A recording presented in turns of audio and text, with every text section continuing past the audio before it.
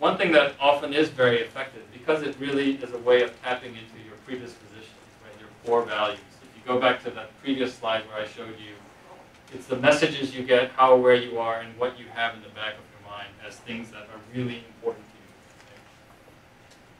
Okay? Framing is a way of really taking all the complexity that's out there in the world and giving you a story about it in a way that really reduces it to certain things that you really highlight and pay a lot of attention to. So if you frame well, you can do a lot in terms of defining what a problem is, in terms of diagnosing what its causes are, in terms of linking up what's happening to specific moral judgments that really define who you are, and then also in terms of suggesting what a way out of it is. So let me just give you a few examples that actually use framing as you find them in surveys. So framing is another word for framework.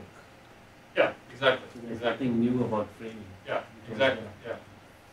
So this question asks, should federal spending on an issue, a policy area, be increased, decreased, or kept the same? If you put in where X is welfare programs, Americans don't like the idea of welfare. So if you put in welfare programs, 25% will say we should increase federal spending on welfare programs.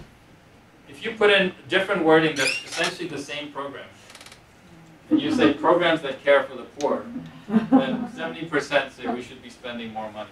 So that's about framing.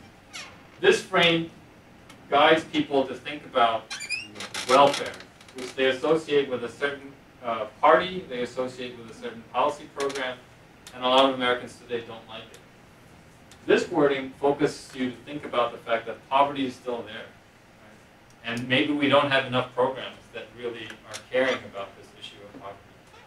And when you put it that way, for the most part, Americans still are a pretty generous group of people. And they'll say we should be spending more money on this. Right? And that makes a big difference.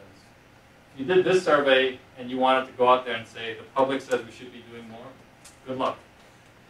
If you did this survey, you can actually go out there and say, a lot of people think we should be spending more money on this issue. Right? So framing makes a big difference.